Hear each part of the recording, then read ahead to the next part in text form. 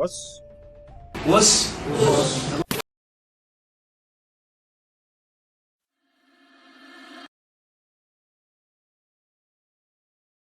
Não, Sensei, só. Eu tava buscando com você Clóvis antes do senhor entrar, pra gente já entrar aqui hoje, falar pro pessoal mais ou menos uma previsão das aulas, até quando vai. Nós já estamos terminando de cantar, nós já praticamente terminamos quase tudo.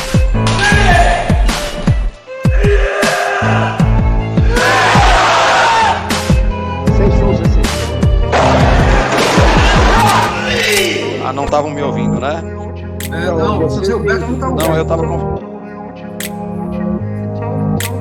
O seu Beto está fechado no microfone.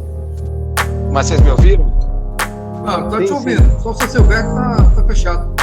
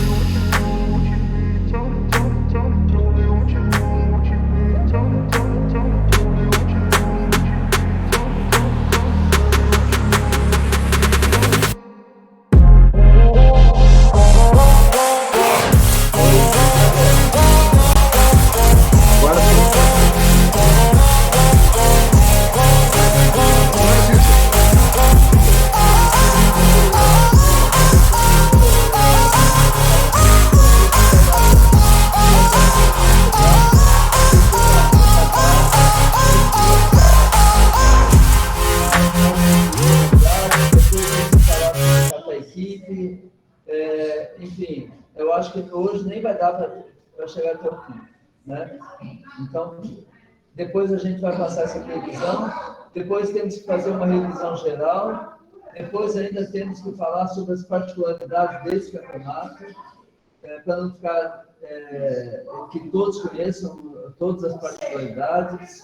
Enfim, eu acho que ainda vai algumas aulas e a gente tem que fazer isso com muita segurança. Então, Sensei Clóvis, a gente tem que... Vamos em frente e aí a gente programa. Depois a gente fala sobre isso. Eu pedi a todos que enviasse para nós alguns dados referente a... Desde o início, a gente pediu que todos enviassem uma previsão geral.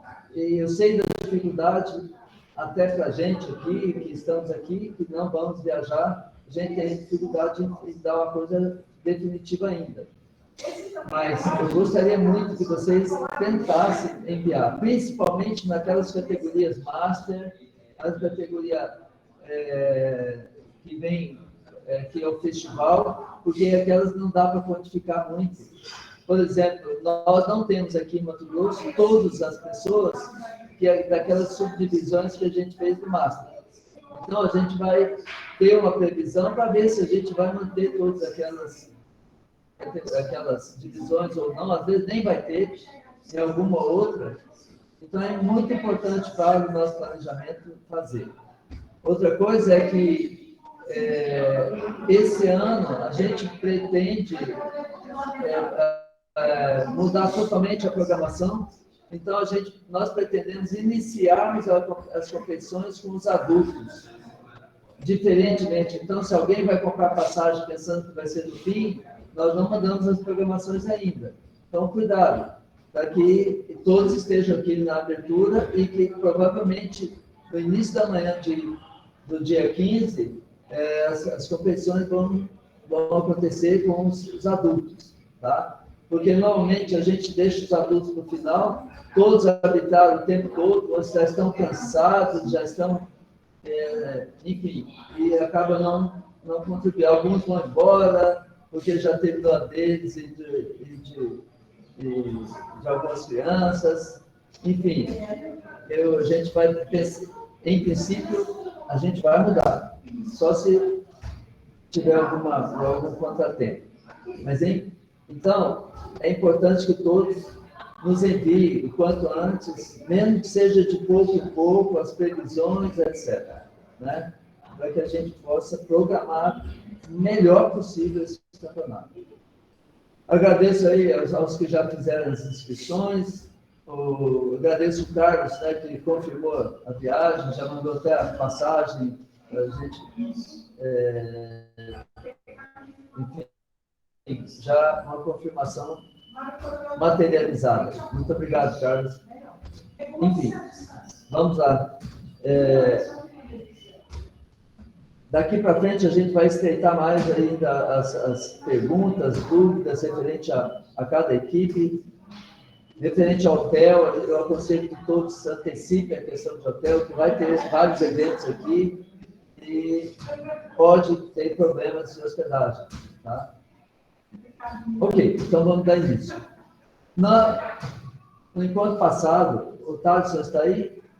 Thaleson? Não está vendo? Não, né? Ok. No encontro passado, nós paramos na forma. Então, nós ficamos de dar início agora na transição. Sensei, você está com o livro aí? Sim. Na página. Você pode ler para a gente sobre a transição, fazendo favor? Fecha aí.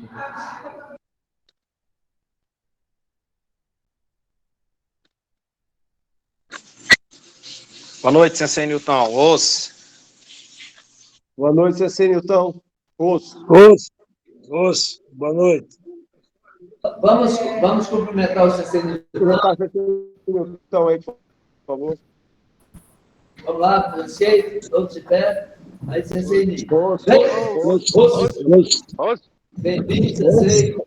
Boa noite a todos. Boa noite aos Sensei. Sensei. Boa noite. Boa noite a todos.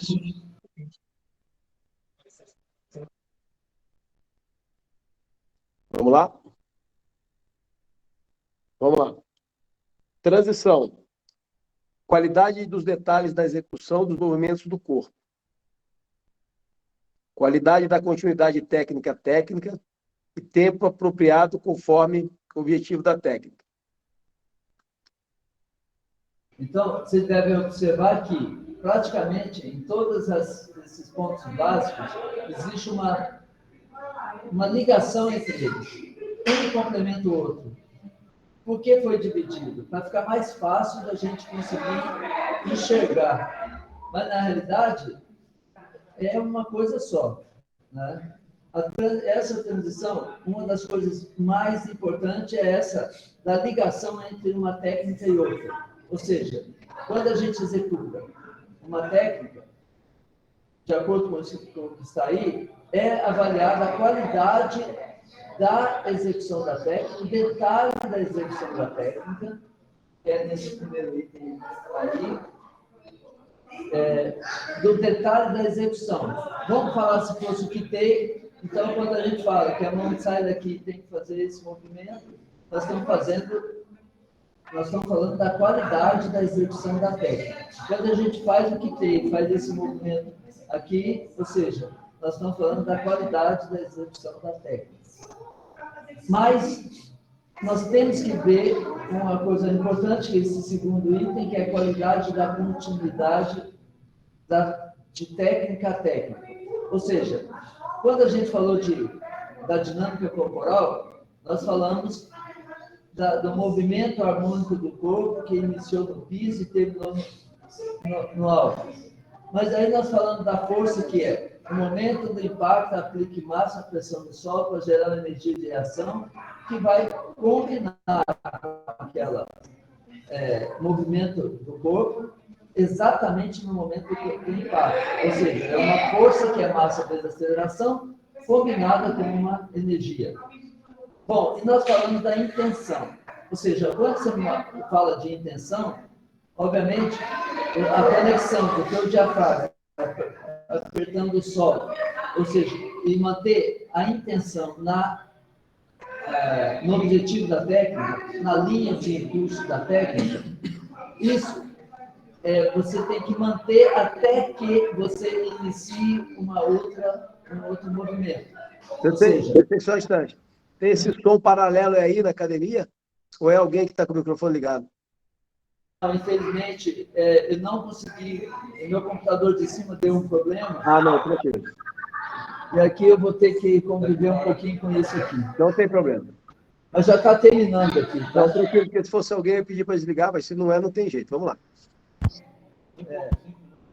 Mais 5 minutos aí você acaba isso. Então, essa continuidade. Eu acho que eu vou ter que. Sensei, por que você não vem aqui no escritório? Não é melhor? Eu abro aqui para você. Não estou te ouvindo. Abre aí, eu estou indo aí. Tá aberto já. Para terminar a aula, eu venho para cá, tá bom? Tá bom, já tá aberto aqui. Pode Beleza, vir. tranquilo.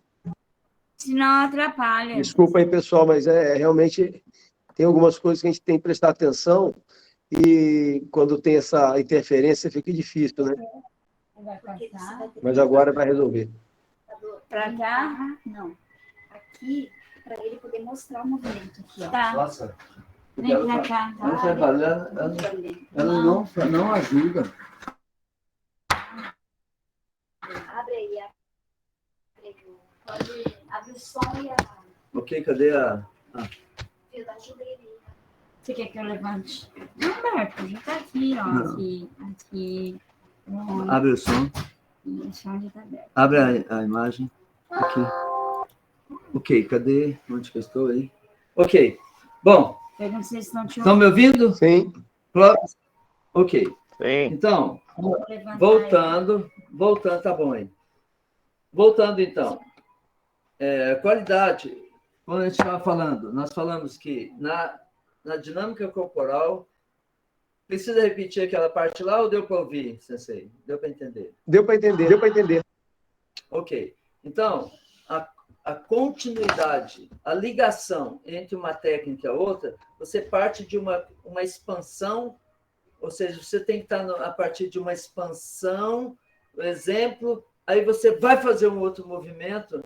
Então, dá para ver que aquela energia potencial acumulada na final da execução de uma técnica, ela tem que ser aproveitada para dar o início de um movimento na outra técnica, na segunda técnica. Então, essa ligação é exatamente a continuidade de técnica a técnica que é feita a partir disso, ou seja, de uma expansão e uma compressão e uma expansão. Ou seja, você tem que dar continuidade a partir dessa compressão que você faz no seu diafragma, da intenção que você tem naquele momento e muda daquela intenção, daquela técnica para uma outra técnica, seja na mesma direção, sentido, ou em outra direção. Está claro isso? Está claro. Sem que haja uma interrupção, né? Sem que haja uma interrupção. O início, um fim, mas a partir do fim, o novo início não pode ser cortado. Tem que ser uma coisa meio que Ikyodo, né? Como dizia o Sensei Watanabe. Continuado, né? Ikyodo. Exatamente. Então, se você está espremendo, tem uma mola, por exemplo, você está aqui, esticando o elástico, você solta o elástico e começa a esticar ele novamente. Então, nesse sentido. ou você comprimiu uma mola, a hora que você vai, você solta e continua comprimindo ela novamente. Depende o que é que você está fazendo. Perfeito. E aí, no final, o que ainda tem sobre a transição é o tempo apropriado conforme o objetivo da técnica. Então, se o meu objetivo da técnica é uma defesa, então vou falar, se fosse o soltinho, que o meu objetivo é uma defesa aqui, se eu tiver esse objetivo, então, nesse momento aqui, a hora que eu finalizo a minha técnica, esse objetivo dessa outra técnica aqui, eu estou cumprindo com o objetivo de uma técnica para a outra técnica. Isso faz parte da transição. Ou seja, eu não posso cortar o movimento e também não posso fugir do meu objetivo. Tá? Ok? Beleza. O foco da técnica. Em relação à transição, é isso. Eu acho que não tem mais o que falar, exceto que se alguém tenha alguma dúvida referente a isso. Tá? Ou o Sensei Clóvis queira complementar alguma coisa. Tá? Então, Sensei, eu só queria dizer que é muito assim, dá para fazer, mas, na verdade, os pontos todos, eles, no final das contas, um interferem no sucesso do outro, né? Sim. Impossível fazer uma boa transição sem uma boa forma e assim por diante, né? Sim. Uma boa forma sem uma boa transição, é tudo... Tudo está conectado e, na realidade, você vê que na própria teoria, uma coisa, às vezes, repete na outra, né? Exatamente. Uma coisa repete na outra. Ou outra. se não repete, depende da outra, né? Porque depende, né? Então, está ligado uma coisa na outra. A única coisa que a Sensei Nishiyama fez foi separar para facilitar para a gente como didática, como estudo. E a observação de cada detalhe desse, né? Exatamente. Saber que existe cada detalhe. Se não separasse, fica alguma coisa meia... Overview. Exatamente, overview. Exatamente. Não tinha como particularizar. Você lembra que quando a gente começou a trazer esse conceito, pouquíssima gente conseguia entender essa separação ou enxergar essa separação, né? Então, mesmo os japoneses, eles não tinham esse feeling. O único que tinha mais isso era o Sensei Sasaki, né? E depois que houve um amadurecimento de todos, mas foi um pouquinho demorado, né? Ok, isso enxergando separadamente. Eu estou dizendo isso por quê? Porque na época, eu fazia muito questionamento e queria que eles tentassem separar para mim e eles não conseguiam separar, né? Exatamente. E agora o Sensei Sasaki conseguia separar. Ok? Parece que alguém ia falar alguma coisa, aí foi interrompido por você, Sensei. Então, se alguém... Não, mas era eu que ia falar, ia perguntar, mas aí na conversa de vocês dois, vocês já esclareceu. Ok. Então, vamos partir para o próximo, Sensei Clóvis. Pode ler para nós, maestria, pontos de habilidade. Vamos lá. Os pontos de habilidade são formados a partir de maestria dos detalhes finos da técnica, grau de qualidade das técnicas baseado na aprofundada experiência de treinamento. O grau de movimento do corpo combinado com habilidade técnica. Aí vai falar sobre impressão ou vamos resumir sobre isso aí? Não, vamos falar sobre isso aqui primeiro. Os detalhes finos, quando a gente fala em detalhes finos, realmente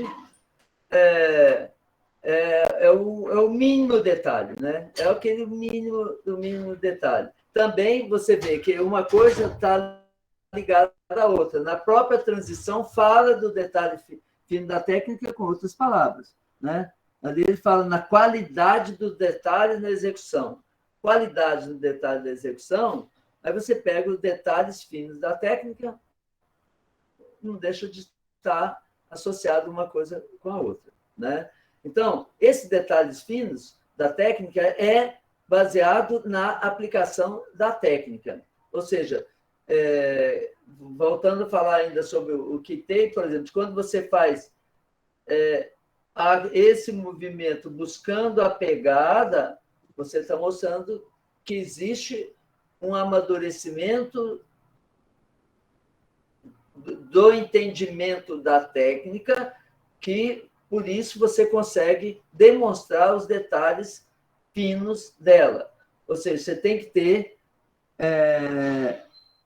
ter conhecimento e um amadurecimento para você executar esses detalhes finos que acontecem. É mesmo se você pega um menos graduado para executar um kata avançado, ou mesmo um kitei, ele não vai conseguir fazer os movimentos, porque não tem amadurecimento. Então, ele não vai conseguir mostrar os detalhes finos da técnica adequadamente, né? Você vê no item 2, grau do movimento do corpo sempre. Ó, o movimento do corpo está ligado a quê? A dinâmica corporal. Mas na qualidade do movimento do corpo, combinado com a habilidade técnica.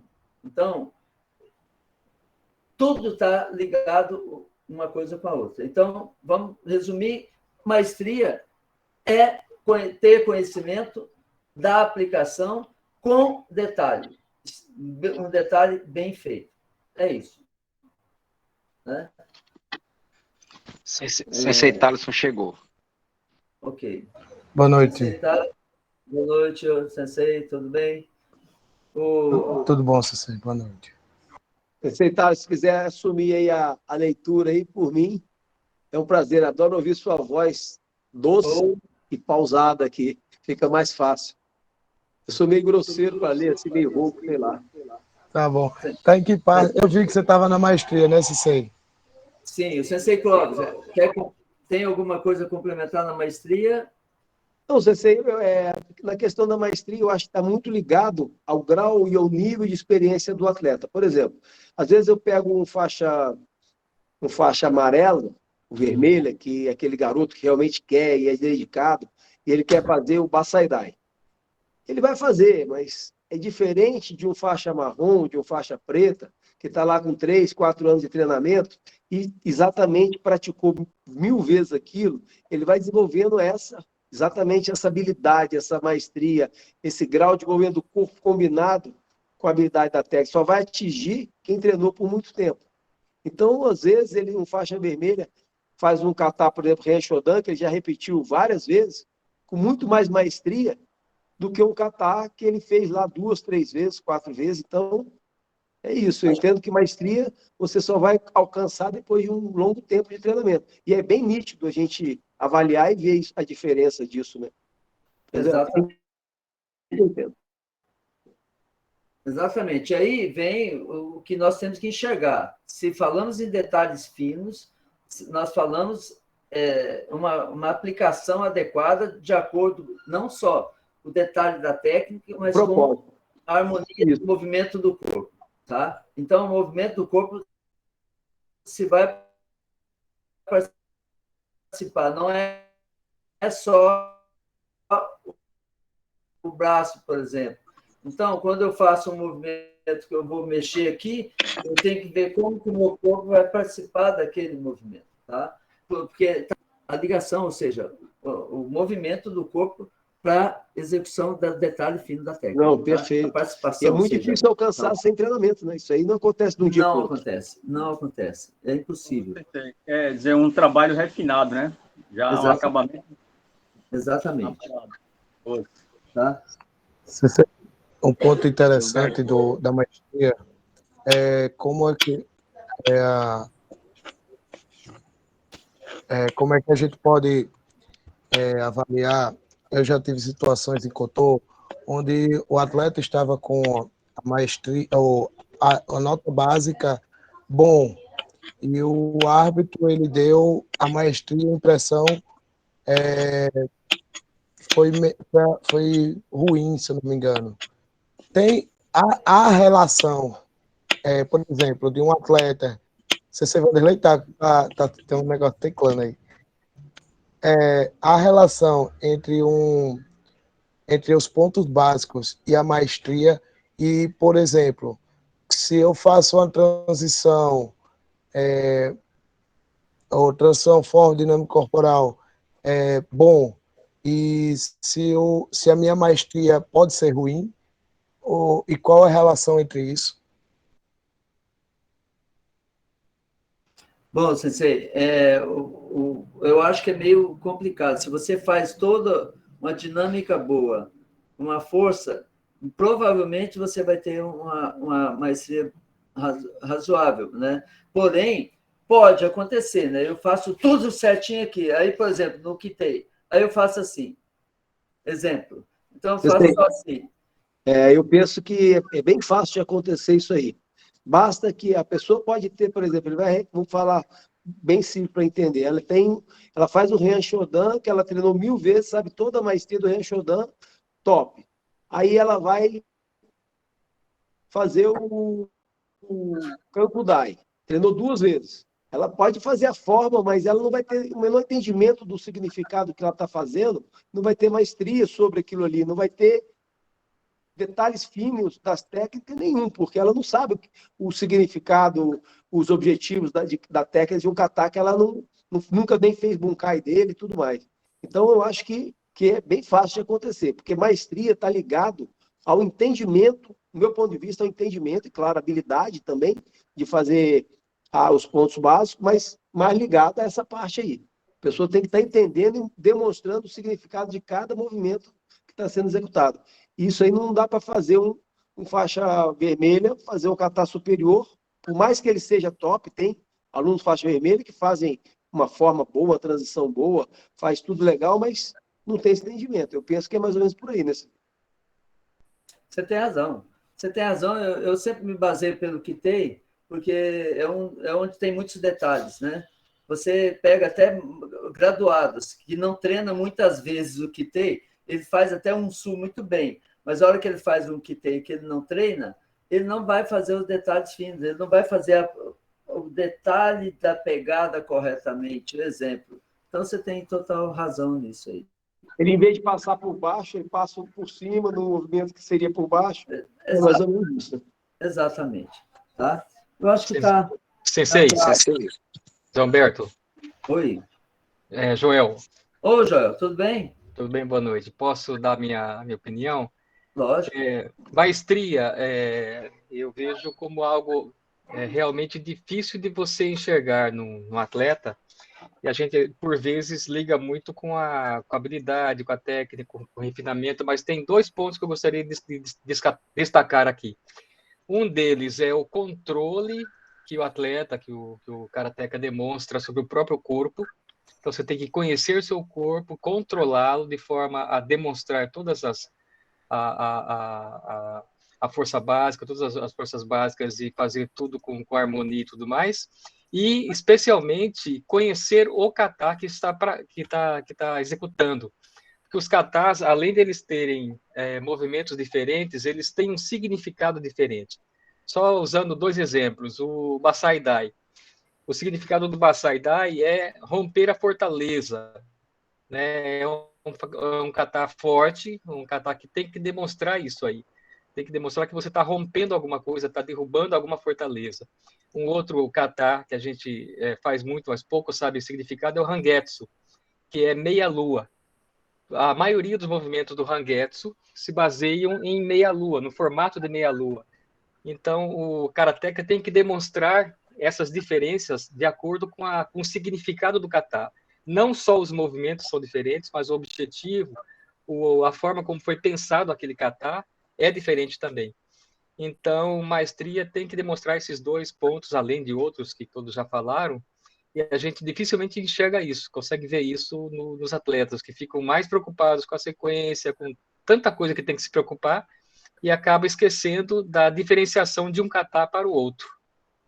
Era mais isso. Não sei se eu estou extrapolando. Sensei Gilberto. Ok. Pois não. Pode falar, Sensei. Vocês estão me ouvindo? Porque eu já falei umas 4 vezes, eu acho que estava desligado o microfone. Agora sim. Assim, uma coisa que eu vejo muito na maestria, que o senhor deixou bem claro quando o senhor falou sobre o quitei, porque o quitei, o senhor falou em detalhes. É a parte que ele diz assim, de acordo com o propósito da técnica. Então, propósito significa funciona ou não. Qual é o propósito? Qual é o propósito da chave? É abrir a fechadura. Se você colocar outra chave, não abre. Então, como o senhor falou do quitei, é um movimento de agarrar. Se ele faz o movimento com a mão de uma forma que não dá para agarrar, ele não está mostrando o propósito da técnica. Exatamente. Então, o propósito está muito ligado à aplicação. Quem não sabe fazer o kata dentro do propósito da técnica, se for aplicar o kata, ele não funciona. E para ser bem claro mesmo, é aquele movimento do primeiro kata, primeiro kyoto do primeiro kata, que a maioria das pessoas fazem, que se você entrar um soco, o soco entra. Então, é um Gedambarai, é um movimento simples, é o Heian Shodan, mas não está de acordo com o propósito da técnica. Por quê? Porque ele fez o Gedambarai, mas o Maigeri entrou, o soco entrou. Qual era o propósito? Era defender um golpe para a parte baixa do corpo. Se ele dá uma parada, o golpe entrou e depois ele vai, já não teve o propósito da técnica. Se é para agarrar e ele fez um movimento fantasioso com a mão, mas se tivesse algo para ele agarrar e segurar, não dava para ele segurar, né? Então, é só isso. Propósito significa aplicação. Funciona ou não? Está fazendo a aplicação correta. A gente vê muito isso, infelizmente, que o atleta, às vezes, por não entender o kata, que isso aí foi o que o Sensei Clóvis e o senhor falaram do amadurecimento, ele não sabe o que é aquilo. Então, o kata fica como uma dança. Porque se ele fosse usar como arte marcial, karatê, com o propósito daquela defesa, daquele ataque, não funcionaria, né? Por exemplo, o martelo no primeiro kata, quando você vai dar o tetsui. Se você deixar, tem muita gente que dá com o braço dobrado. Como é que esse martelo vai chegar lá na clavícula do oponente se o braço está dobrado? Não tem finalidade, não tem propósito aquela técnica, não funciona, está errado. Então, esse propósito é com esse sentido. Qual o sentido dessa técnica, qual a aplicação dessa técnica? Eu vejo assim, não sei se está correto. Ô, Sensei, obrigado. Bom, em termos gerais, todos estão corretos, né? Porque, igual nós falamos, uma coisa está muito ligada à outra. Mas só não podemos esquecer que são detalhes finos, né? Detalhes finos. Antes de eu fazer o fechamento, então, Sensei Newton quer falar? Muito bem explicado aí, mas é o seguinte, o que o Vanderlei falou aí está de parabéns aí, porque se o atleta não treina, bunkai, se ele não aplica, como é que ele vai saber segurar? Ele vai fazer até bonito, vai fazer esse movimento, fazer bonito, uma impressão falsa, bonita, se ele não treina o bunkai, como você está falando, como o Clóvis falou. O Clóvis simplificou por cima, mas é isso aí. Ele tem que treinar 20, 30 vezes, defender e segurar, defender. Se ele conseguir fazer isso, aí tem uma intenção e tem uma realidade. Como é que eu vou saber que eu estou dominando meu corpo se eu não mostro? Porque tem que ser mostrada essa parte aí, vocês estão de parabéns nessa que estão falando. Sobre a meia-lua do Rangueto, que você, Joel, falou, muita gente não faz essa meia-lua, mas a coxa, a parte interna, é aplicado. Então, fica bem, não é que seja diferente, fica rápido e aplicado. Tá entendendo? Então, são esses detalhezinhos que a gente faz, todo mundo sabendo que é a meia-lua, mas nós fazemos a meia-lua, já foi até conversado isso, para frente. Então, agora, se não treinar o bunkai, o kata fica vago, não existe. Você tem que aplicar, treinar. Por isso você falou que tem que ser treinado, e tá perfeito. Porque se não treinar, a técnica fica falso. Porque se você não domina aqui, você não tira aqui, aí você faz isso, o corpo quebrou, pegou, aí a pressão tem que fazer, tem que ser treinado. Os professores têm que treinar e repetir cada movimento aplicado para ser real, ser vida, bunkai, O kata é bunkai, uma luta imaginária contra vários adversários. Será que você aplicou? É essa parte aí. Se vocês Humberto tá de parabéns quando fala no Kitei Kata, porque Kitei Kata mostra se você domina o karatê ou não. Se você corta, sai do eixo, se tem a inspiração correta. Então, isso tem que ser aplicado, treinado, né? Isso aí é o karatê tradicional que você me chama deixou, e fica que eu tenho aqui todo o kata que ele fazia, explicava, ele fazia com a pessoa e fazia a aplicação. Eu presenciei num campeonato lá em Botafogo, um professor começou o Ranguetes e o outro o Tion e o outro que terminou, ele não passou da segunda parte, né?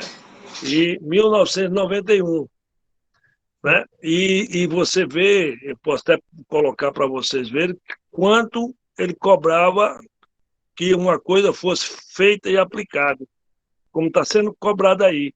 O árbitro tem que ver, tem que entender, principalmente pelas costas. Se o árbitro não vê, se o cara trabalha, está nas costas, como é que o cara vai saber o que o cara está aplicando? Está entendendo? Então, isso é muito importante. Parabéns aí. Essa colocação aí de que tem que ser real, tem que ser real mesmo. Obrigado.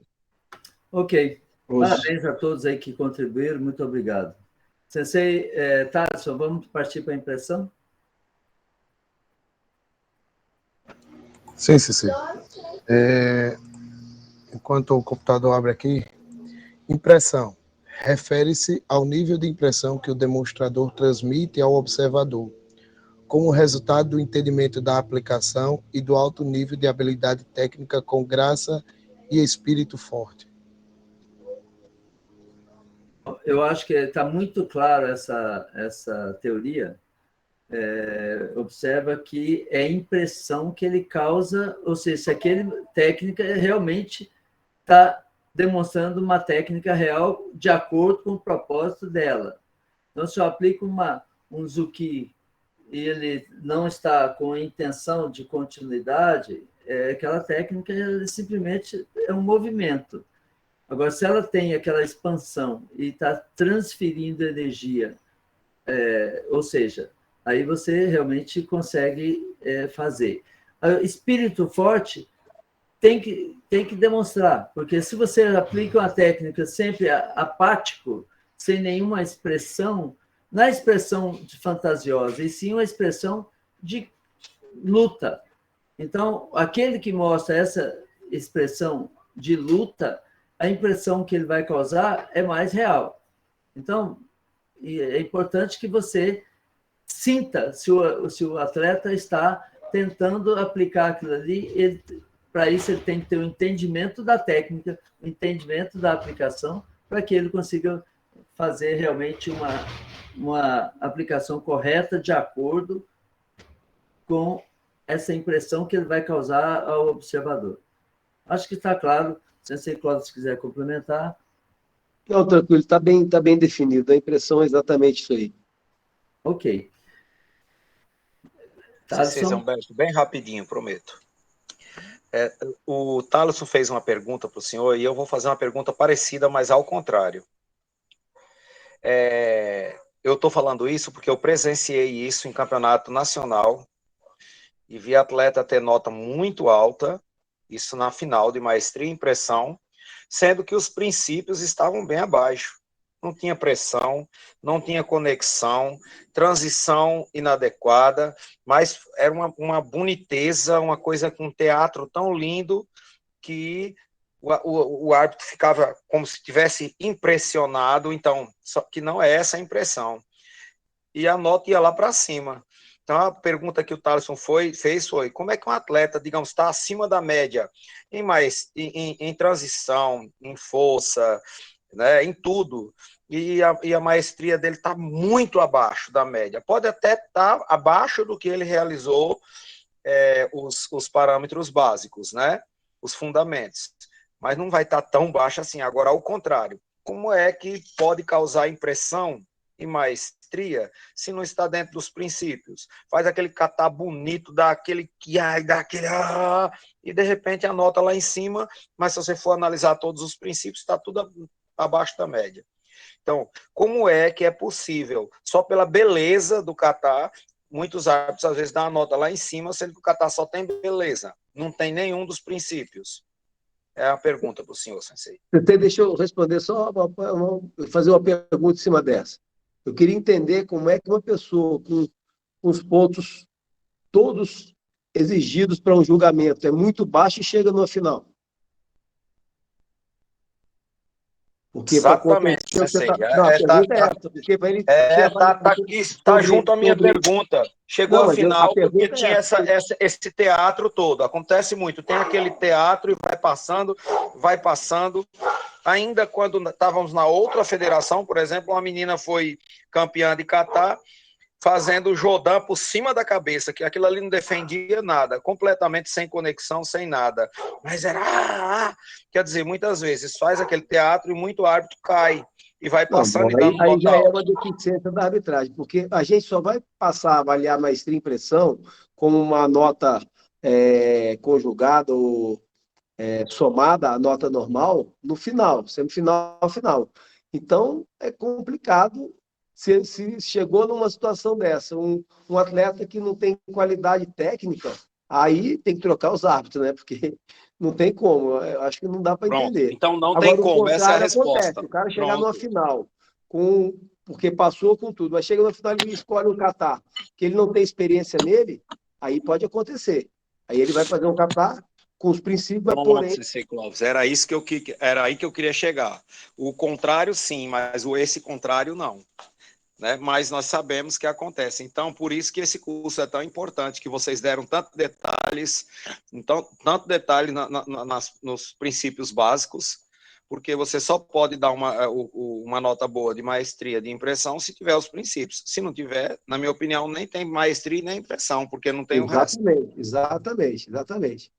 Desculpa aí, Sensei Alberto. Não, obrigado, viu, Sensei Clóvis? É isso mesmo que eu pensava. Eu só queria essa resposta mesmo. Obrigado. Eu agradeço essa intervenção, foi muito boa, e agradeço a resposta, Sensei Clóvis, que exatamente, eu acho que você foi muito feliz na resposta. Agora, essa impressão, ela antigamente, ela era mais fácil da pessoa tapear um pouco, porque, às vezes, a pessoa com um porte físico muito elevado, ele causa uma impressão de que aquilo, qualquer técnica dele seria real, mas ela é mais real do que alguém com porte um pouquinho menor. Mas o que nós já discutimos antes é o quão ele executa e potencializa a técnica dele utilizando os princípios. Vou dar exemplo, Campeonato Mundial lá no Japão, o japonês foi vaiado, um japonês muito forte, grandão, forte, porque ele ganhou mais nota do que foi vaiado pela torcida. Tá? Ele ganhou mais nota do que um atleta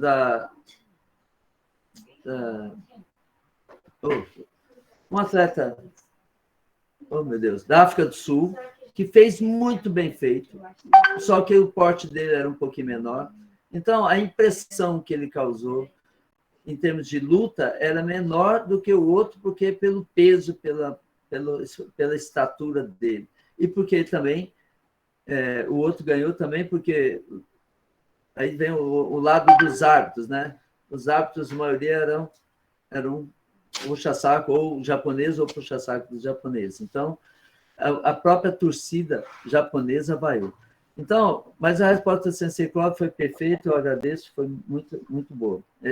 Quem não tem, com o conhecimento que nós estamos tendo hoje, essas pessoas não passariam, não vão chegar, então não tem nem como ele demonstrar uma coisa que ele não tem, se ele não passa nos princípios básicos. Né? Ok. Tadson, não falou, se tiver alguma coisa, senão vamos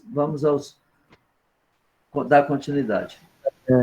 O que o Sensei Vanderlei falou foi realmente um ponto muito interessante, que eu até ia parabenizar. A questão da impressão, o que eu vejo é muitas vezes o atleta, ele tem o que eu via bastante era um artifício, principalmente cabelo, né? Eu não tenho cabelo, eu não tenho como ter esse artifício. Mas Você é enrolado, então, essa impressão aí, não vai ter jeito não. Quem tinha um cabelo maior, quando girava. Não, você close aí tá meio complicado dessa impressão. Então, girava, a pessoa viu o cabelo girando, achava que aquilo era o rápido, viu? Ele viu rápido, mas muitas vezes o nosso labirinto, né, ele é responsável pelo nosso equilíbrio. Se a gente girar muito rápido e sem a intenção, né, é aquela questão da luta, que foi, o Cê Humberto falou, que é a questão do atleta estar realmente demonstrando que está lutando, ele não vai conseguir controlar o corpo dele, consequentemente, ele não vai ter a respiração, né? Ele não vai ter a respiração no momento correto, a pressão no momento correto, então ele vai desequilibrar, muitas vezes um desequilíbrio sutil, mas ele não consegue aplicar o corpo, ele não consegue fazer com que o corpo dele reaja.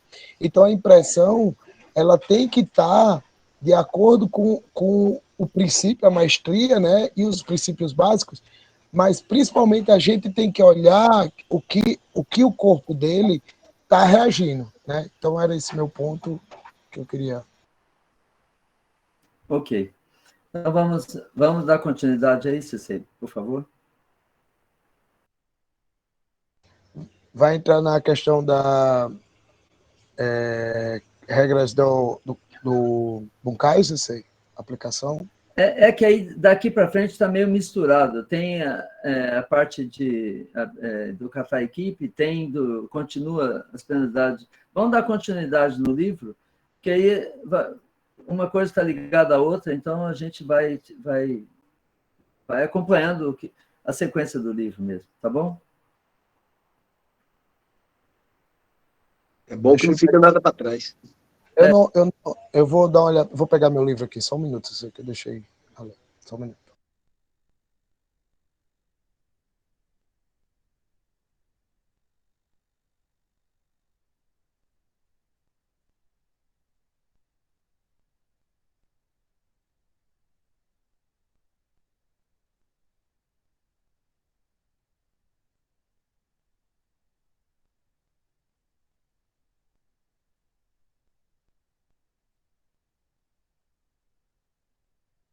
Eu tinha deixado marcado, mas eu não preparei a outra sequência aqui.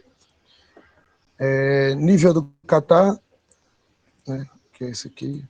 Pontos básicos. 57. 57, isso mesmo, já estou aqui com ela. Pontos básicos, terminou a impressão, o item C, né, os pontos de aplicação são derivados de 4 fatores. Nível do kata, deixa eu apresentar para vocês aqui.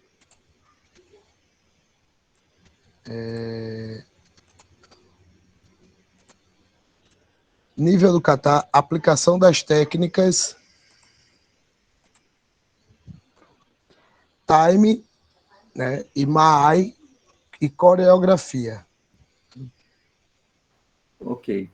Então, vou mostrar para vocês, página 57. Observa que, no caso do momento da aplicação,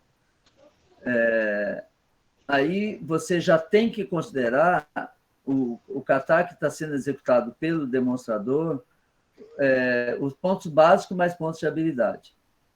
Então, normalmente,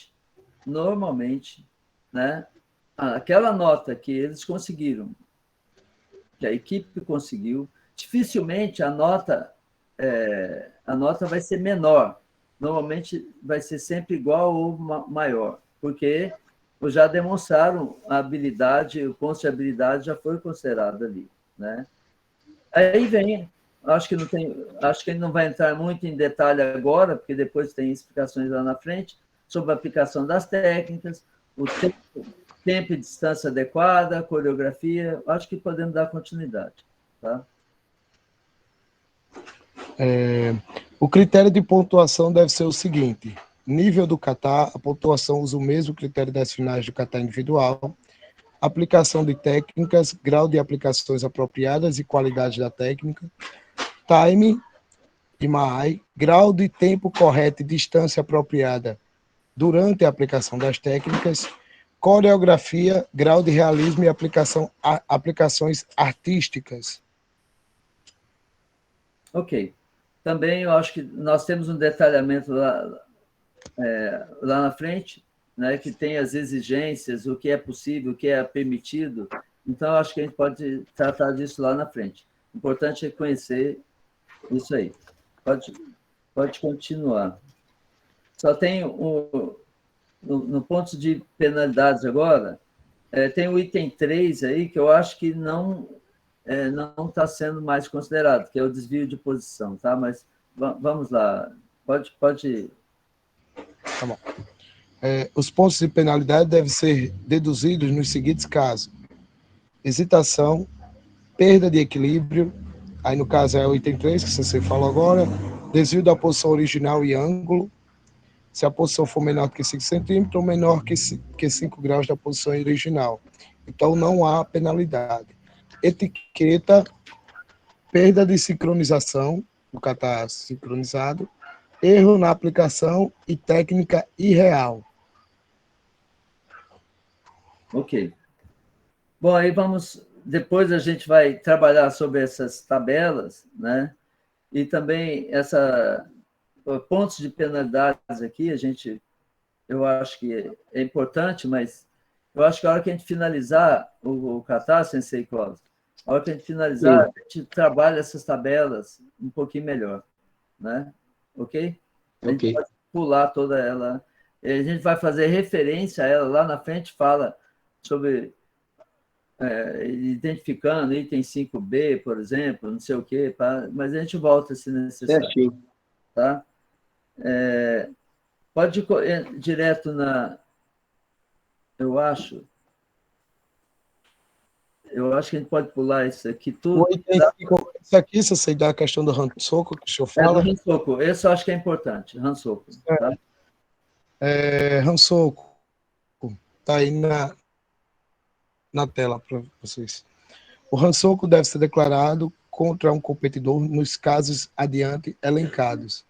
A indicação do Shushin de um Hansoku deve ser feita segurando uma plaqueta com o número 0 sobre a cabeça. Item A. Quando o kata apresentado diferir do kata anunciado pelo competidor, no caso de misturas de técnicas durante a aplicação do kata por equipe, usando aplicações diferentes das técnicas originais do kata. Quando existir uma demora ou atraso de movimento durante 5 segundos ou mais durante a execução do kata. Quando o competidor falar durante a apresentação do kata.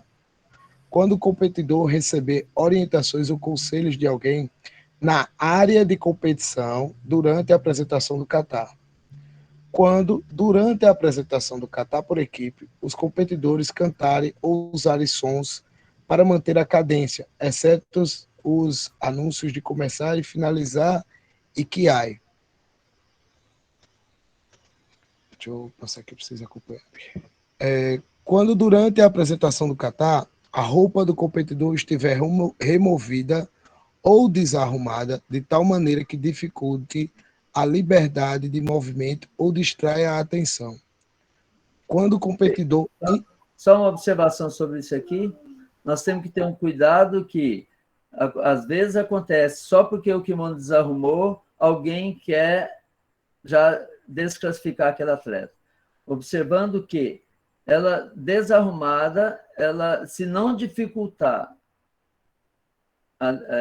a execução das técnicas, não pode ser dado Hansoku. Vou dar exemplo, acho que o Sensei Clóvis estava no campeonato... Na Suíça, né? Oi? Lá em Genebra. Não, acho que foi uma atleta brasileira, uma mulher... Não, eu pensei que fosse aquele menino lá da Bahia. Ele levou o Hansoku. No final do kata lá, estava na semifinal, aí desarrumou, caiu a faixa dele, mas eu acho que não atrapalhou, não. Ele continuou, mas mesmo assim, chamaram, deram Hansoku para ele. Erro. Na Suíça, não sei se você estava, ainda na época da ITKF, a atleta brasileira desarmou o kimono que até apareceu os peitos dela, os seios dela. E não foi eu estava na arbitragem. Nós decidimos que não ia ser penalizada porque não atrapalhou a liberdade do movimento dela. Tá? Não, ela estava de top, eu não estou falando, estou dizendo que... Né, entendi. Mas aí, só para a gente... justamente que em outras situações já aconteceu, de que só porque desarrumou já quer aproveitar para desclassificar o atleta, e não pode. Tá? O Rodrigo está fazendo uma observação que foi na equipe feminina do Brasil, né? Esse caso aí. Pode continuar, Thaleson, por favor. Quando o competidor intencionalmente ignorar as instruções do Xuxim. Quando a conduta ou comportamento do competidor for irregular, descortês ou não condizente com as normas de comportamento geralmente aceitas na área de competição. No caso de má atitude ou etiqueta. Quando o competidor violar seriamente qualquer regra da competição, observações, né? O termo competidor deve ser também aplicado aos membros da equipe de catar sincronizado. Eu continuo com o item 6. Eu acho que pode, Sensei Clóvis, se tiver alguma observação, mas eu acho que está muito claro. É só para a gente relembrar mesmo o estudo. Então, Isso aqui é estudo, né? É uma coisa simples, só entender, estudar e saber quais são os rançucos. A violação cometida por qualquer membro da equipe deve resultar numa penalidade ou rançoco contra a equipe inteira, né? Se qualquer membro da equipe receber uma parada médica, esta decisão deve ser aplicada a toda a equipe. A parada médica, a demonstração deve ser imediatamente interrompida quando houver uma decisão médica indicando que existe risco de lesão ou enfermidade para o competidor. No caso da parada médica, nenhuma pontuação deve ser considerada. Aí entraria a questão do protesto técnico. Continuo, acho importante. O treinador tem o direito de protestar sobre qualquer assunto relacionado à operação das regras de competição. Contudo, o treinador não pode contestar qualquer decisão de pontuação dos árbitros do dojo. O protesto do treinador deve ser feito antes que os árbitros deixem o dojo. O protesto do treinador deve ser formulado diretamente ao diretor de arbitragem e não aos árbitros do dojo.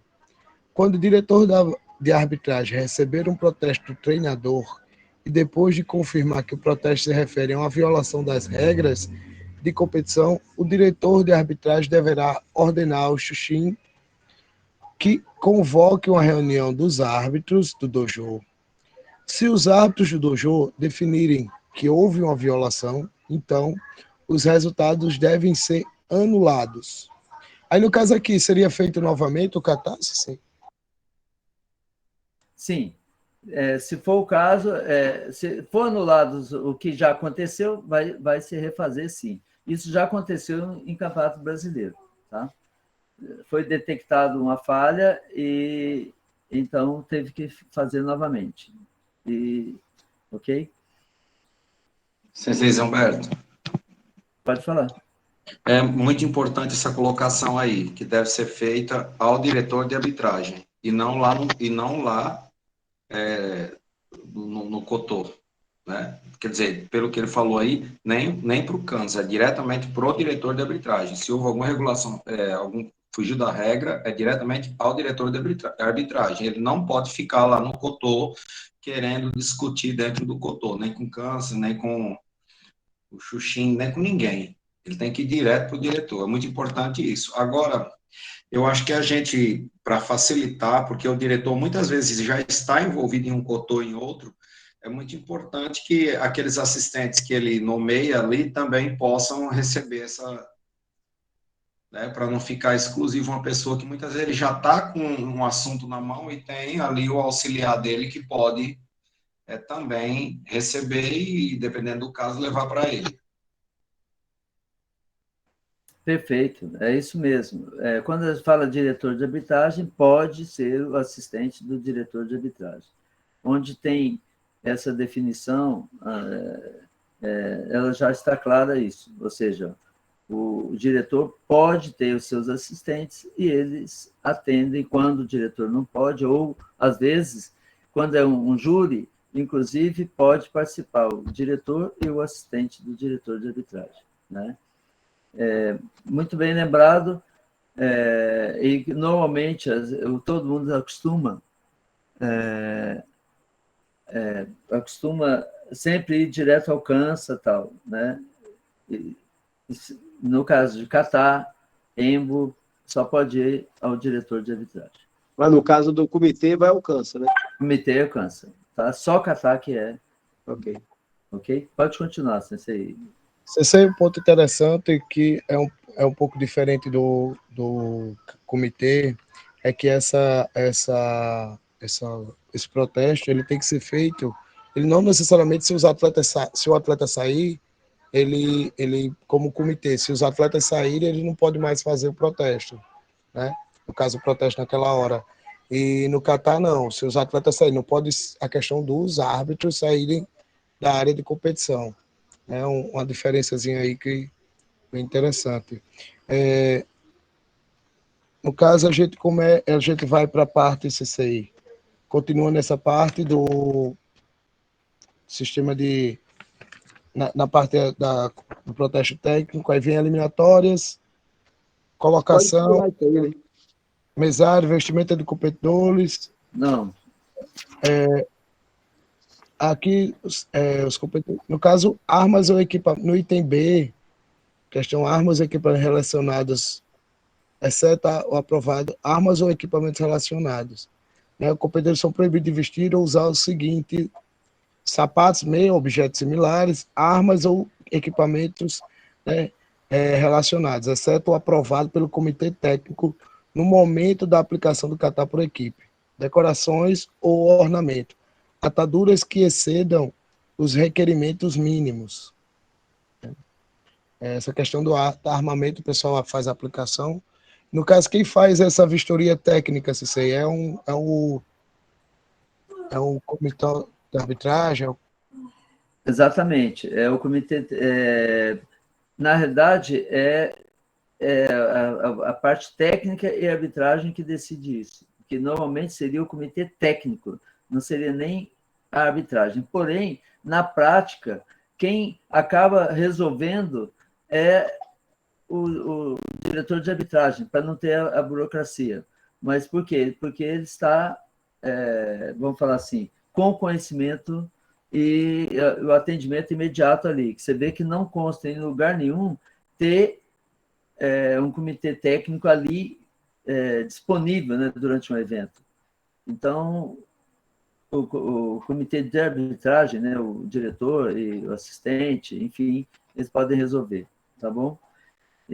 Isso nunca teve problemas, eu nunca vi, porque normalmente o que se usa nessas aplicações até hoje foram chinai ou bastões, ou coisas assim. Eu nunca vi usar nada diferente, então nunca teve um protesto, nunca teve um impedimento que eu saiba. Né? Doutor Arão, bom doutor Arão vai trazer a próxima aplicação aqui no Rio Grande do Norte, vai ser com o doutor Arão e a pistola dele. Bom, como você sabe, o próximo campeonato vai ser aqui em julho, e já expliquei como é que se faz o Ranchodan aqui, né? Em vez de se aplicar o Tetsui, você bate aqui e atira, tá? Depende do caso, tá? Mas, como o diretor de arbitragem, ele é de Goiás, que é uma coisa meio parecida, eu acho que ele não vai impedir o uso, né, da arma, porque já é apto deles lá também. Tá doido. Aqui tem os bons de tiro também, hein? Eu vou falar assim, que aqui é meio exagerado, né? Eu tenho meu vizinho, matou uma outra pessoa porque ele parou no semáforo e o cara buzinou a hora que o semáforo abriu. Ele desceu do carro e matou o cara. Você tá louco. Né? Então... É complicado, né? Mato Grosso.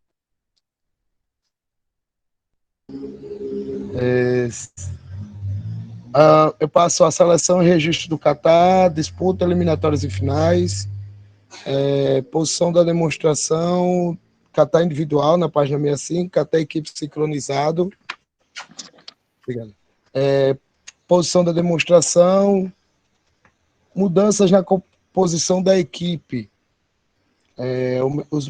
Seria interessante, os membros de cada equipe de kata sincronizado devem permanecer os mesmos durante as eliminatórias. Membros não devem ser adicionados ou tirados da equipe. No entanto, as posições de demonstrações podem ser trocadas.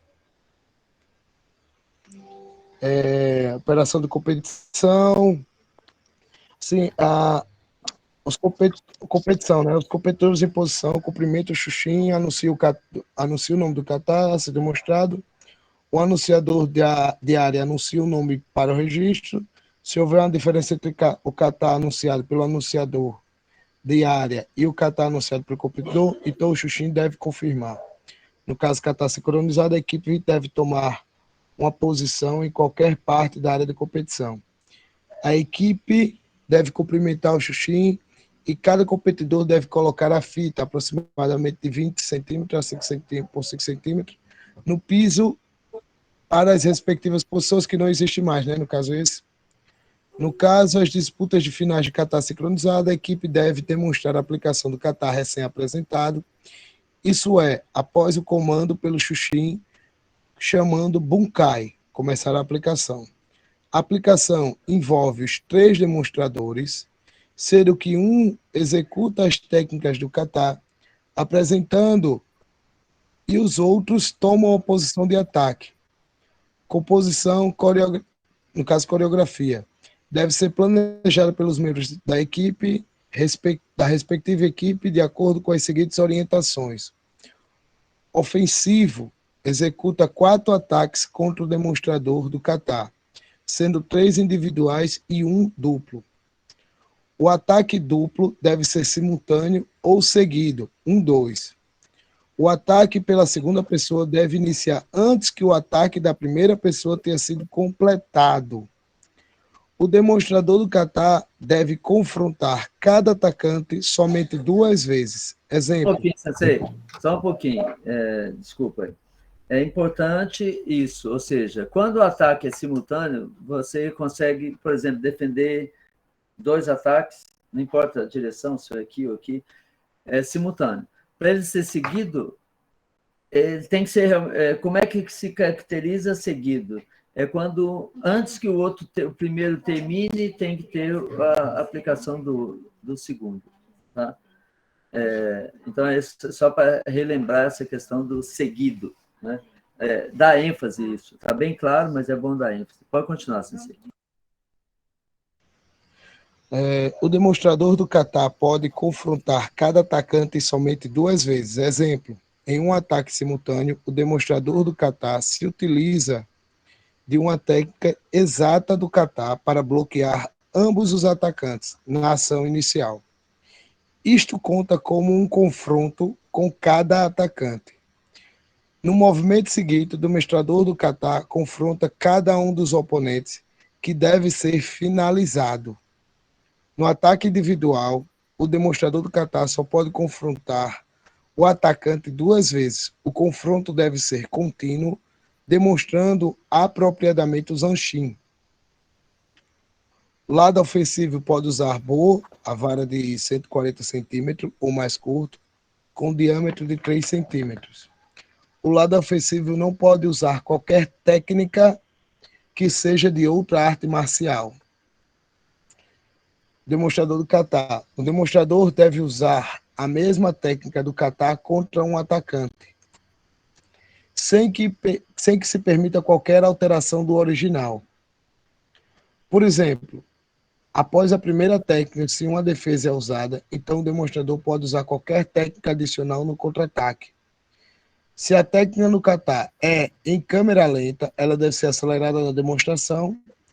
No caso de defesa contra... Peraí. Ela deve não, ela pode ser. Ela pode ser. Desculpa. Ela pode ser. Pode ser. Tá? Então, voltando um pouquinho no item A. A primeira técnica tem que ser exatamente a do kata. Suponhamos que fosse Ryan Shodan, a primeira. Então, a primeira é Gedambarai, tem que ser Gedambarai. O contra-ataque não precisa ser o Izuki, como é no kata. Aí o contra-ataque ele pode fazer uma fuleira qualquer, não importa, é qualquer técnica. Tá?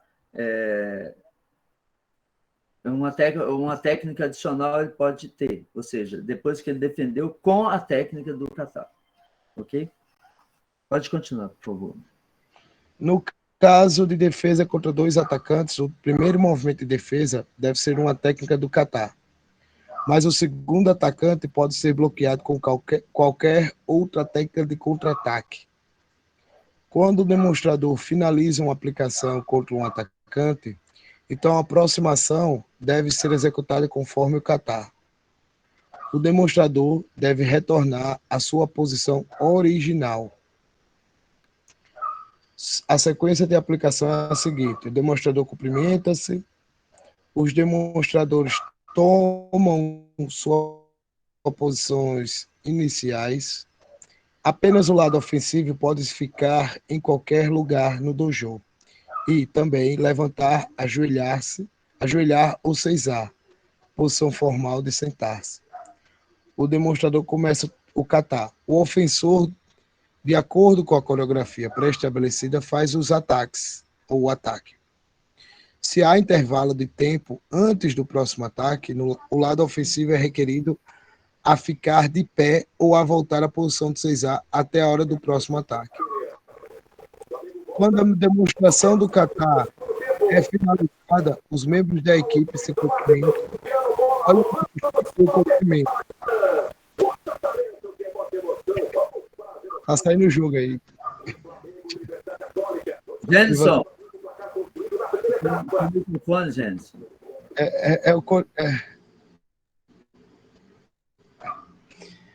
Após o competidor ter executado o kata e cumprimentado o Xuxim deve sair da área de competição quando por ele dispensado.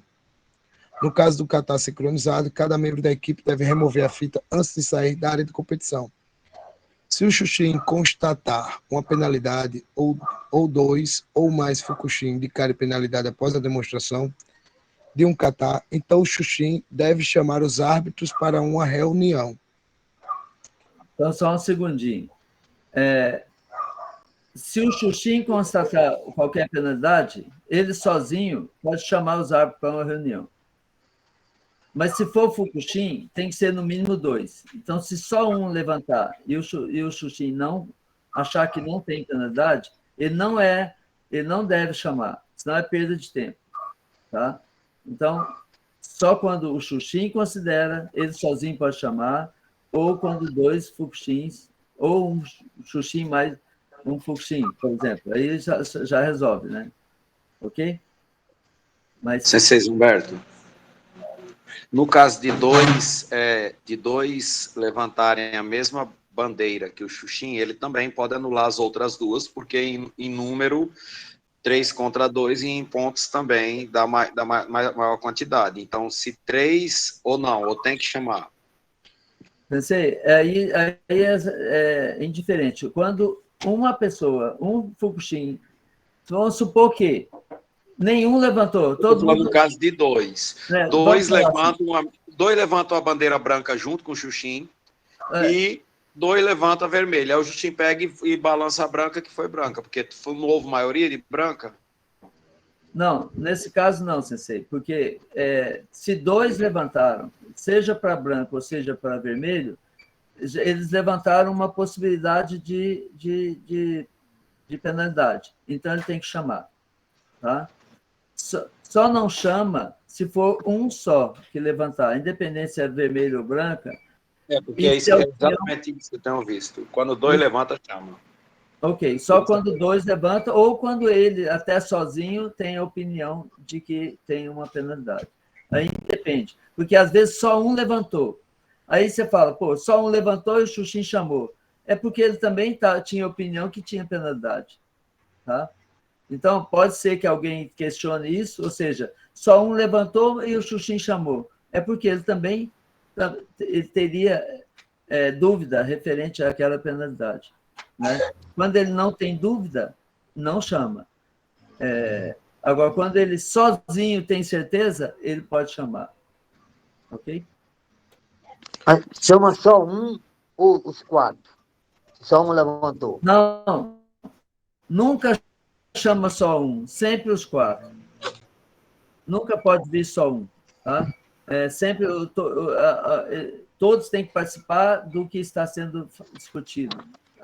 Aquela informação que eles vão votar, se concordam ou não concordam.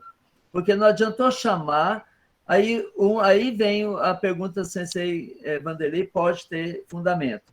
Um levantou ou 2 levantaram, ok? Suponhamos. 2 levantaram, mas o Xuxim não concorda que tenha penalidade. Mais 2 não concordam. Ou seja, mesmo 2 tendo levantado, eles não vai ser considerado, porque se o Xuxim acha que não, e mais 2 acham que não, são 4 votos contra 2. Então, ele vai anular aquela possível penalidade. Aí vem a mesma regra daquela que nós já discutimos anteriormente, referente ao comitê. É igual. Tá? É exatamente isso que eu falei, que é soma maior de número e também de pontos. Exatamente. Porque os 2, 4 pontos e 3 contra 2. Isso é na decisão. Agora, para chamar, levantou 2, tem que chamar.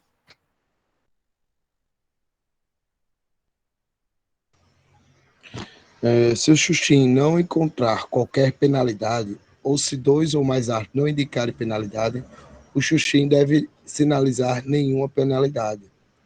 Nenhuma penalidade é sinalizada levantando a bandeira branca até o joelho direito.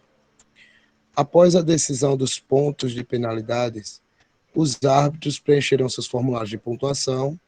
O Xuxim deve, então, solicitar as apresentações das notas por meio de um silvo longo seguido de um curto.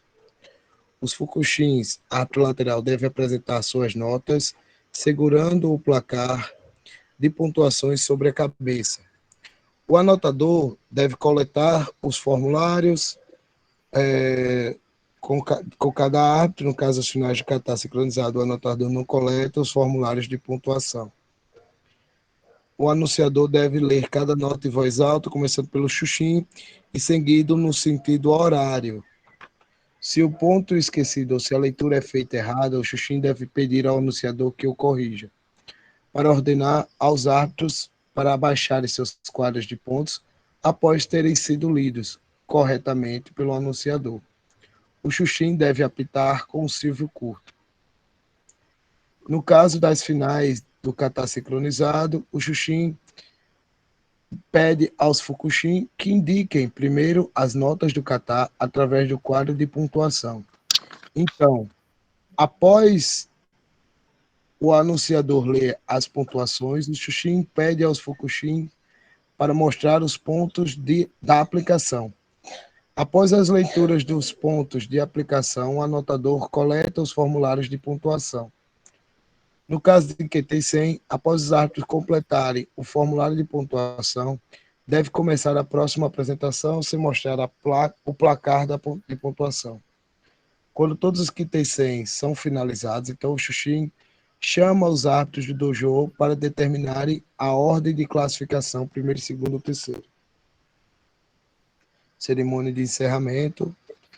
Aí entra aquela parte do julgamento, né? A vestimenta dos árbitros, equipamento dos árbitros, árbitros do dojo, algum ponto que interrupção na competição. O diretor de arbitragem deve monitorar os julgamentos dos árbitros do dojo. Se o diretor de arbitragem constatar que existem claras irregularidades, fará uma advertência por meio do Xuxim aos árbitros infratores. Se, após o aviso, a dita irregularidade persistir, o diretor de arbitragem deve, através do Xuxim, ordenar a finalização da competição, sujeita à aprovação do júri. Quando isso acontecer, todos os registros de pontos precedentes dessa competição, para esse grupo de competidores em particular, devem ser anulados e a competição deve reiniciar com uma composição diferente de árbitros, conforme determinado pelo diretor de arbitragem. Pontuação. Cada árbitro é requerido pontuar cada competição. A pontuação mais alta e a mais baixa devem ser ignoradas. A pontuação do competidor deve ser a soma do total das 4 pontuações. No caso, eu estou com 6 árbitros, né? Das 4 pontuações restantes, dividida por 4, pontuação média. Os pontos de penalidade devem primeiro ser decididos pela reunião dos árbitros, baseado no artigo 1.4e. Os árbitros devem primeiro escrever suas pontuações nos formulários oficiais de pontuação, catar individual e sincronizado, apêndice 13, aplicação de catar sincronizado. Nesse momento, checar os pontos marcados, então ajustar de acordo com cada elemento de pontuação. Depois, ao sinal do xuxim, os árbitros devem mostrar suas correspondentes pontuações no placar. Os formulários de pontuação oficiais devem, então, ser coletados pelo anotador. No caso que terceiro, os árbitros devem determinar por reunião a ordem dos ganhadores após os árbitros finalizarem suas pontuações. Não devem mostrar os placares. O xuxim convoca a reunião e a ordem dos vencedores é decidida pelo voto. Delegação de autoridade pelo diretor de arbitragem. O diretor de arbitragem tem o poder de delegar a sua autoridade para o assistente do diretor de arbitragem, posicionando numa outra área. Operação de arbitragem, algum ponto, ou continuo, ou se vocês querem pontuar? Aquela questão que foi falada anteriormente está aqui, né? A questão da atuação do assistente ou dos assistentes, né? Do diretor de arbitragem. Tá? Eu acho que você pode falar operação de arbitragem, sim, porque gente, para finalizar essa questão do Catar, é importante, sim. Pode falar.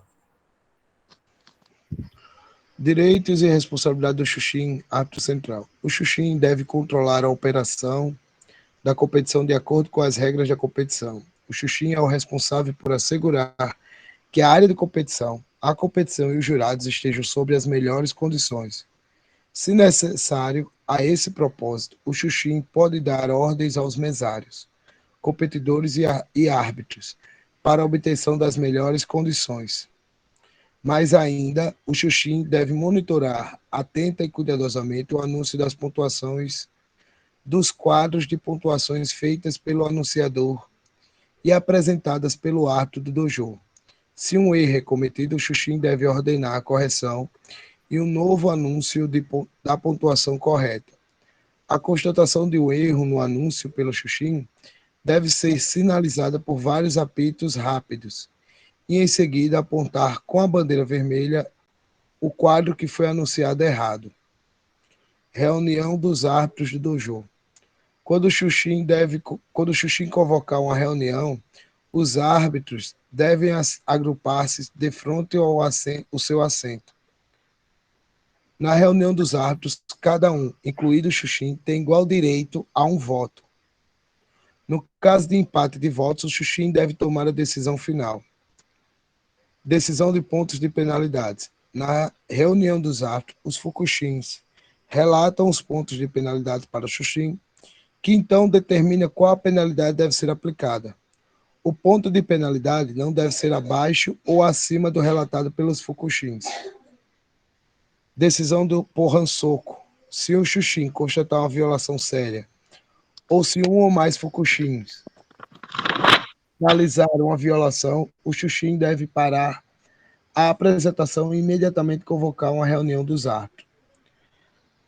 A reunião dos árbitros deve fazer o julgamento assim como o entendimento de ransoku ou para determinar a ordem das notas dos competidores após a reapresentação.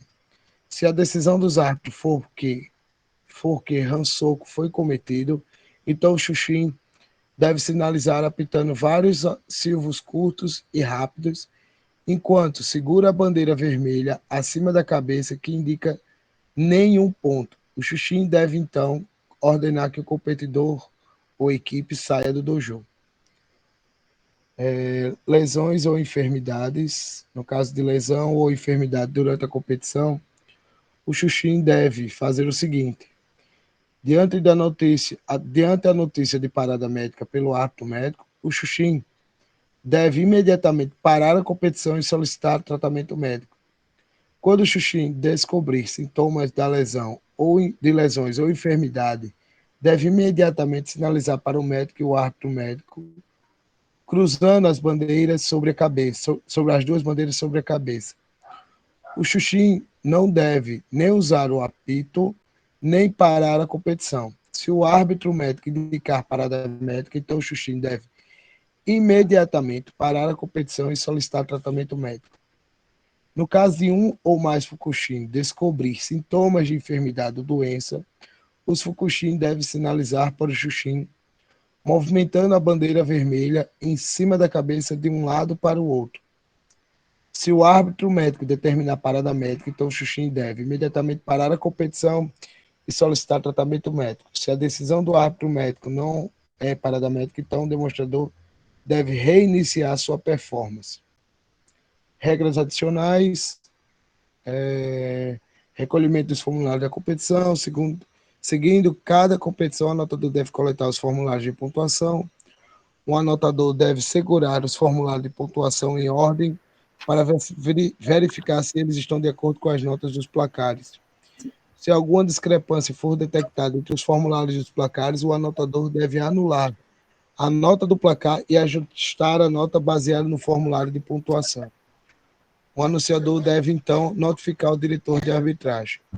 Depois do que terceiro, o Xuxim deve guardar seus formulários de pontuação. Continua, Cecei? Não. Vamos voltar lá na página 59, porque vamos falar sobre os pontos de penalidade. Esse aqui eu acho que é bom que as pessoas relembrem. Aquele quadro, tá? Pontos de penalidade.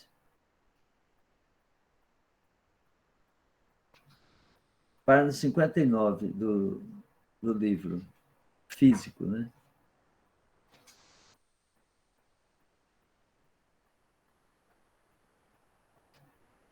Tadson, achou?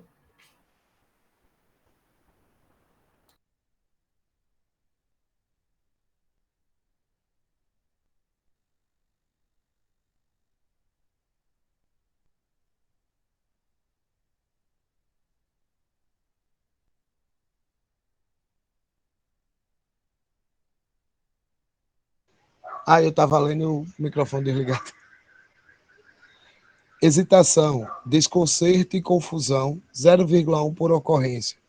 Parando por 1 segundo, 0,1 por segundo. Perda de equilíbrio, desequilíbrio no lugar, 0,1 por ocorrência. Movendo, 0,3 cada meio passo. Caindo, amortecendo a queda com as mãos, braços, joelhos. O microfone, se você está desligado. Se a pessoa move só um pé, esse não é considerado movendo para esse caso de 0,3, tá? Ele teria que mexer os dois pés meio passo, que daria esse detalhe aí do meio passo, tá? Porque às vezes dá dúvida. Mexeu o pé ali, já quer descontar 0,3. Não, tá? Só se tiver, no caso de mover os dois pés, né? Vamos falar assim, tá? Pode continuar. Caindo, amortecendo a queda com as mãos, braços, joelhos ou perna, 0,5 por ocorrência. Tocando o solo com qualquer parte, além dos braços e pernas, queda completa, 1 ponto. Desvio da posição inicial, 0,1 por quarto de passe. Face na direção errada, na posição final, 0,2 por 30 graus. Etiqueta, esquecer de cumprimentar o Xuxim ou o competidor, 0,3 por cumprimento. Atitude negativa, pobre, 0,3 e ruim, 0,5. Você sempre poderia dar uma demonstração do que a diferença de pobre para ruim? Quando essa ruim é uma É uma etiqueta que ela é ofensiva, é uma etiqueta que você usa palavrões, ou seja, às vezes ele mesmo erra o kata ou comete alguma coisa, ele xinga ou fala alguma coisa, isso é ruim, tá? É quando vamos falar assim, é muito feio, muito... Eu não estou achando a palavra correta aqui. Muito forte, Forte. emocionalmente. Ok, Então, a pobre o que não é muito, não é ofensivo, não é grave, não é forte, ela é uma atitude pobre. Como um balançar da cabeça até fala que, sei lá, alguma coisa nesse sentido assim, tá? Mas sorrir no catar, Sensei? Não, nesse caso depende. Aí não é uma questão de depende como é que é esse sorrir. Um sorriso como um arzinho de querer menosprezar alguém. Pode, aí assim, aí é uma atitude pobre. Isso aí tá? Nesse sentido, sim.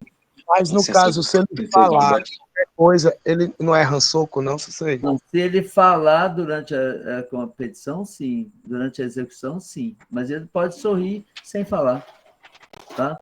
Ele pode balançar a cabeça, né?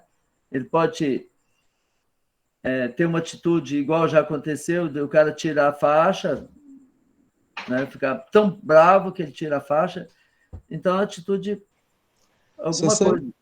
Né? No caso, se ele tiver essa atitude depois de ter anunciado as notas, pode haver uma revisão das notas, ele ainda estando dentro do cotô, por exemplo, ele fez, quando recebeu as notas, uma atitude pobre, pode haver uma revisão ou isso não tem especificado no livro? Pode haver, sim, uma revisão, desde que ele esteja dentro da área, é normal. E mesmo ele saindo fora da área, a área do dojo, mas ele está na área de competição, ele pode ser penalizado. Tá? Pode ser revisto a questão da penalidade, sim. Porque a área de competição não é só o dojo.